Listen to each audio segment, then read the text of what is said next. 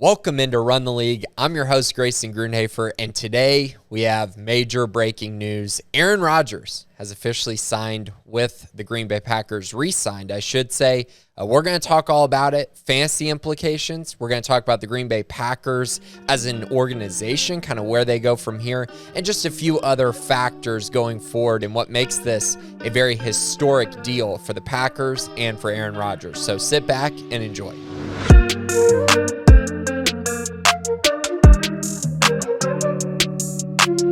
All right, everyone. So Aaron Rodgers just signed today. $200 million, a 4-year deal, $153 million guaranteed on that deal. It's the largest deal in NFL history for him. And I mean, he deserves it. I mean, 2-time MVP the past 2 years. I mean, he has been fantastic for the Green Bay Packers. And, you know, he's earned this money. And I think it's really interesting because everyone's talking about him going to the Broncos, him going to all of these various places, and he ends up back in Green Bay.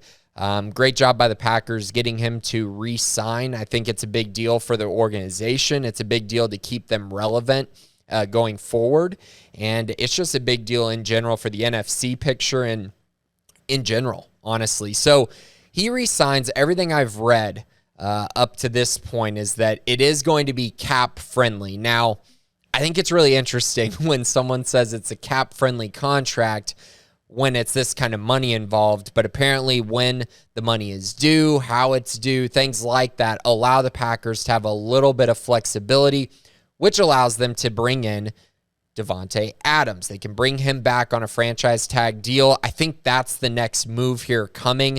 I actually think it's going to be probably reported here either today or in the next couple days that he will be franchise tagged by the Green Bay Packers, which will bring them back together. The duo will be back for the next season. They also have Aaron Jones on contract and A.J. Dillon, a solid offensive line foundation already built there. And so I think this team offensively is just going to be more of the same. Now the question is, can they get better? Can they improve on that side of the ball? And I think that's probably going to come through the draft. But before we get to that, I think there's been one storyline that has been talked about a ton today, and for good reason.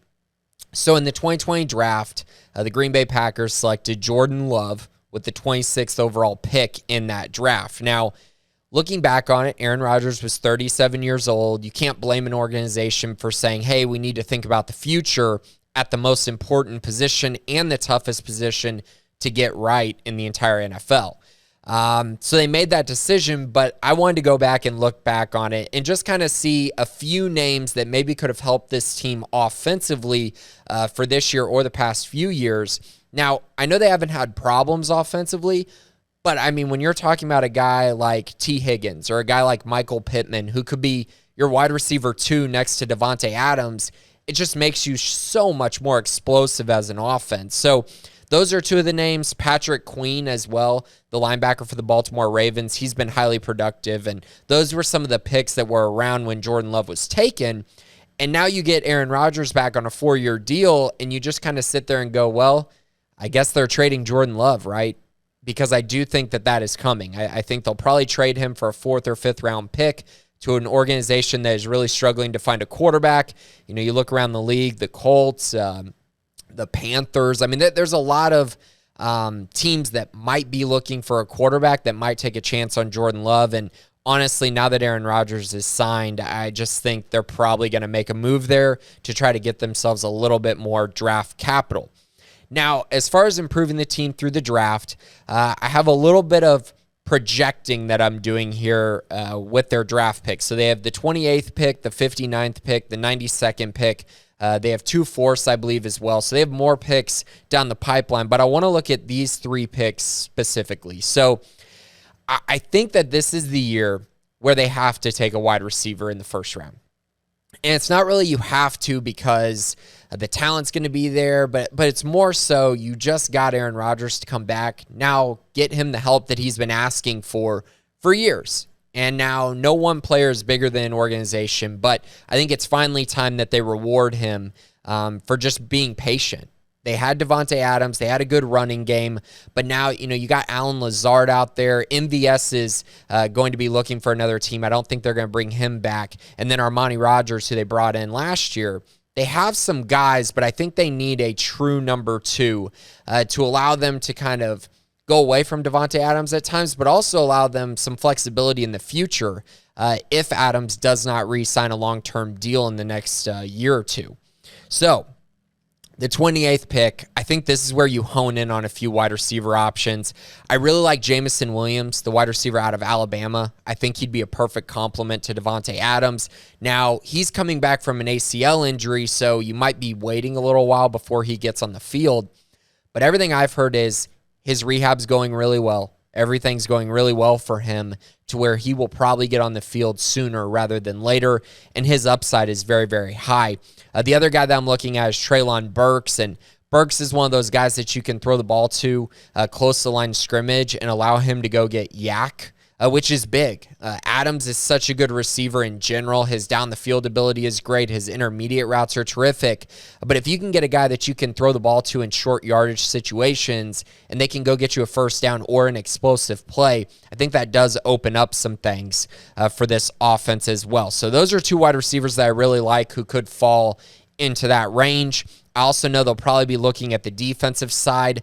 I hope they don't. I really hope they get Rodgers some more help. But if they do look on the defensive side, I think there's a chance they could trade up for George Karlaftis, the defensive end out of Purdue, or Drake Jackson, the edge rusher out of USC. Those two guys make a lot of sense for what the Packers need going forward. They need more of a pass rush. They need a younger guy on that side who could be a long-term option for them. So those are two guys to definitely keep an eye on.